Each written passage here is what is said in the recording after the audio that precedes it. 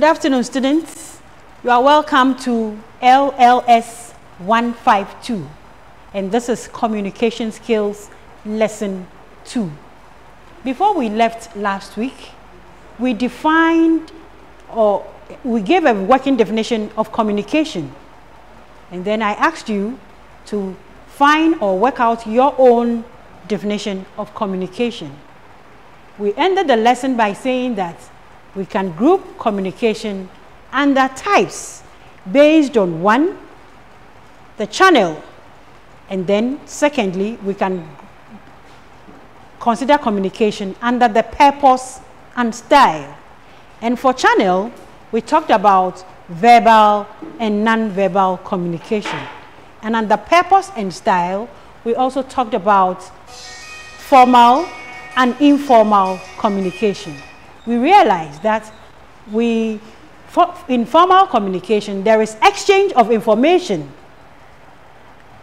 officially. So when you write a letter or you speak to the principal, obviously you are going to be formal because the principal is not your classmate or your co-equal. When you write or you speak to your friends in the classroom, your own mates, you are going to be very informal. And informal communication has its own features. For example, it is chatty, slangs and jargons are accepted. So this brings us to our next lesson, which is effective communication. To be able to communicate effectively, there are a few things we need to do. And the effective communication has the following characteristics. 1, completeness. When we say completeness, what do we mean? We mean that whatever information you have packaged to send across should be complete in itself. It should be devoid of things that would make people or your audience or whoever you are communicating to have doubts in their minds. So if there are sentences, they should be written in complete, they should be complete in themselves. The next thing is conciseness. Conciseness. What is conciseness?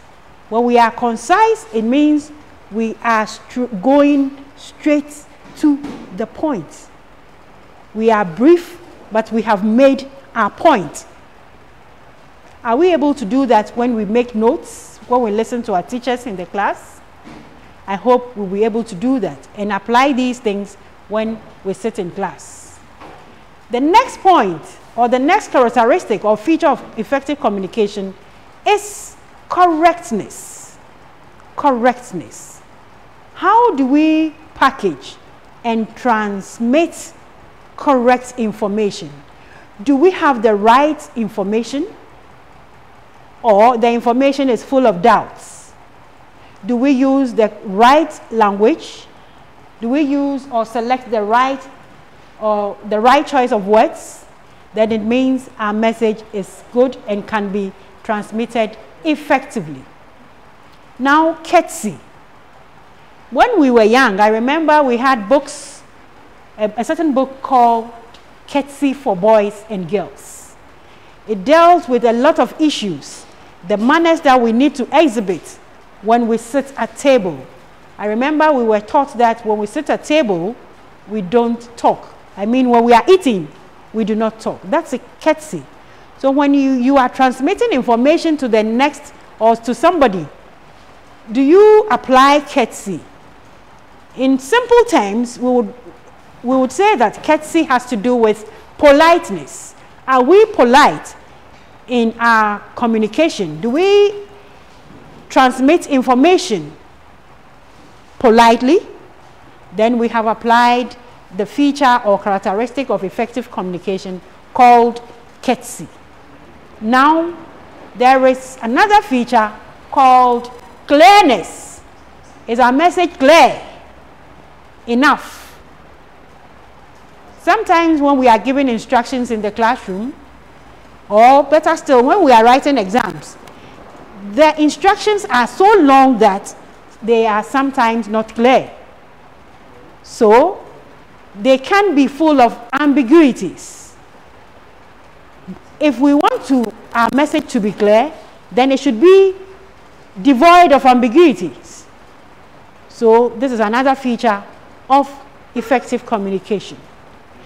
One other feature of effective communication is consideration.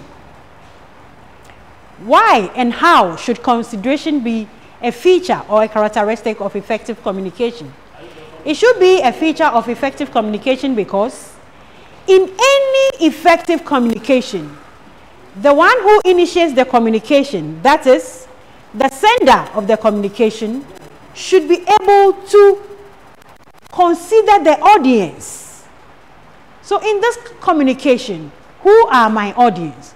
My audience are my students, and my students should be able to understand whatever information I'm giving them.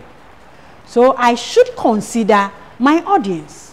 For example, if we should go to Menchia Palace. Menchia Palace. In Menchia Palace, we meet chiefs. And then they are elderly. And for that matter, when we communicate with such people, we should consider, 1, the setting is a palace. 2, the age of the people we'll be talking to or we'll be communicating with. And so consideration is of utmost importance. We'll also be interested in the clarity of the information that we are giving to our students. Is the information clear? Whether we are speaking or writing, our information should be clear. In fact, clearness, clarity, and correctness can be used interchangeably. Because if our information is correct, if our information is clear, we would not ask for clarity. So clarity, correctness, and clearness are, let me say, they are bedfellows. And then the final characteristic of effective communication is coherence. What is coherence?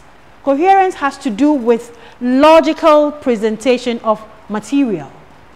Whether in speech or in writing, we should package our communication or our information in such a way that one point leads to another. When we are communicating, whether in speech or writing, it should not be fragments from our own imagination. In simple terms, sometimes it's important that we sit down and plan sometimes our essays in such a way that it would have the feature of coherence. One point should logically lead to another, and that is coherence. Now, we define communication as a process of transmitting information from one group or one entity to another. We also talked about characteristics or features of effective communication. Now we want to see communication in a different light. Communication as a process. A process is sort of cyclical. So what do we mean by communication, the process of communication? It is the steps we take in order to successfully communicate with our audience. And what are these steps? The steps include 1, the sender. The sender is also called the encoder or the initiator of the communication process. Whoever sends a message or an information has something to communicate. And whatever that person has to communicate is called the message. So the message is communicated from the sender or the initiator of the communication to the decoder. The decoder is always called the receiver or the recipient of the information. So 1, there is the need for a sender or the initiator, followed by the message or the content of the information that the sender has to communicate to the audience. That is the message. And from the message, it moves on to the decoder. So in simple terms, we are saying that there is a sender, there is a message, there is a receiver or a decoder. And then when the decoder receives the information, he is expected to give what we call in communication a feedback. So in the classroom, a feedback can be an answer to a question. But it's also important to note that in answering a question, there could be a change of position. For example, when a student is answering a question in the class, does the student become a recipient, a decoder, or an encoder? This is a question I would want you to answer in the Google Classroom. So apart from the steps that we take in order to successfully communicate to our audience, we also have what is called components in the communication process. And that is what I have said earlier on.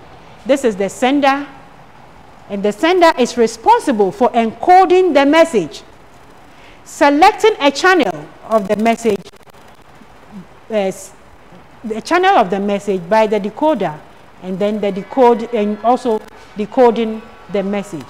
So the message, the sender does not only send the information or the message to the receiver. No, there is a little process that goes in there, because the sender of the message would have to do some kind of encoding the message. You will have to package the message in such a way that the one who is receiving the message understands it. So when the message gets to the audience or the receiver, he also does what is called decoding.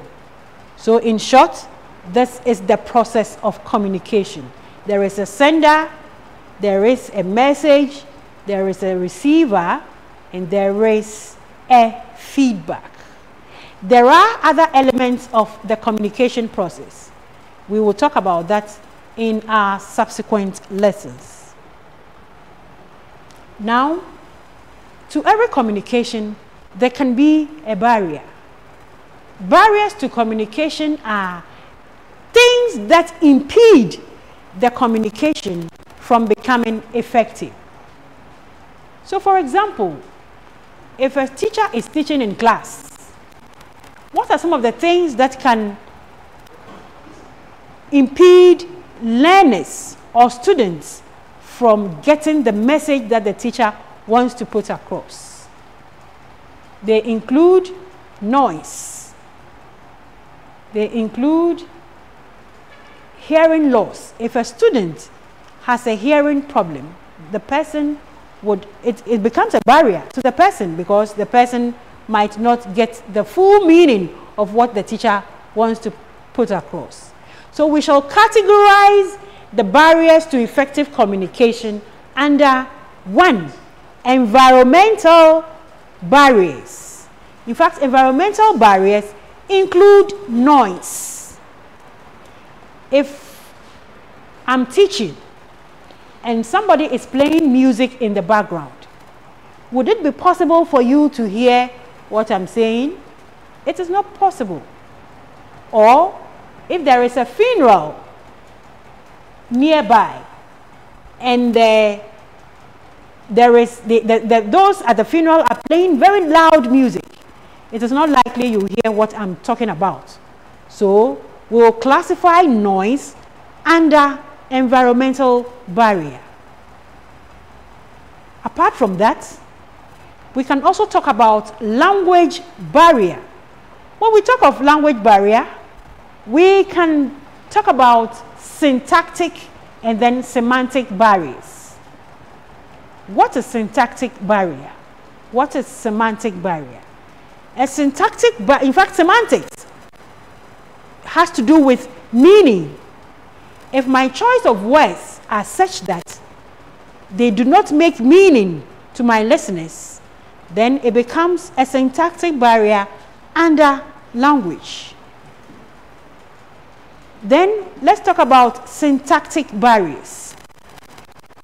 Syntactic barriers has to do with the in simple terms, they are grammatical. If my language is not grammatical, you would not make meaning out of what I have said. For example, if I want to say, Kofi kicked the ball hard. In fact, it is simple. It makes meaning to whoever hears or listens to this sentence.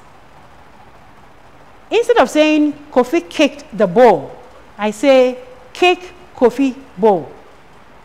I did not arrange the words that make up the sentence in the order in which they appear. And for that matter, I have not communicated. It doesn't make meaning to my learners or my students. Apart from this syntactic and semantic barriers, we can also talk about ambiguity. Ambiguity. If my words, my sentences are capable of having more than one meaning, I have not communicated. And we can still put it under language barrier. So under language barrier, we can talk about syntactic or semantic meaning. We can even talk about lexical ambiguity. If I say bank, B-A-N-K, do I mean the river bank? Do I mean the financial institution where transactions are made? So these are some of the things that we can do to ensure that there is effective communication. Now, we can also talk about personal barriers. What are personal barriers? Assuming that let's assume that as students, you have been given a task to perform. You have been given an essay to write or a topic under which you have to write a speech. If you are not familiar with the topic, how do you speak? How do you persuade your learners, your audience? If you are not competent in that field, you create a barrier to communication. So you beat about the bush and you waste time, so that at the end of the time that you are supposed to do your talking, nobody understood anything. So personal barriers can also hinder effective communication. Now, we can talk about cultural barriers. In fact, these are about a few of the barriers to effective communication. Now, let's go to the last one, called cultural barriers. What are cultural barriers? In fact, when we talk of culture, we know that it has to do with the way and life of a group of people. So maybe where I come from, certain words, for instance, the use of the private parts, are not mentioned in speech, or better still in writing. So if I'm communicating and I come from such a background, would I be able to mention these words to the understanding of my listeners? If I'm not able to because of where I am coming from, it becomes a cultural barrier. Apart from what I have just said, there could be other barriers. For instance, is it the norm in your community not to mention the names of elders when you are talking? It becomes a cultural barrier to you. So we have come to learn that for us to communicate effectively, there is the need for us to remove all barriers. If we are communicating at a place where there is noise, we'll have to move away from the noise. If we are communicating using, somebody would say, big English, we will have to choose our words in such a way that our learners understand the English. That is why it is always important to consider the audience or the receiver or the encoder of the message. So your choice of words will have to be age appropriate. And when it comes to personal barriers, what we can do to remove these personal barriers are, for sometimes, to read about whatever topic we have been asked to discuss so that we can have effective communication. What can we do about cultural barriers? Because culture has to do with the way of life of a group of people. So if there is a cultural barrier which prevents you from communicating effectively, are you going to abandon your culture? What are you going to do to help you communicate effectively to your learners? That will be we will talk about that in the Google class. So in this lesson, we have talked about what we need to do to be able to communicate effectively. There were as many as 8 C's in effective communication. I'm sure you remember clarity, correctness, consideration, conciseness, completeness, and many more. So when we meet next week, we shall go through lesson 3, which is academic listening. Academic listening. So see you next week for academic listening. Thank you.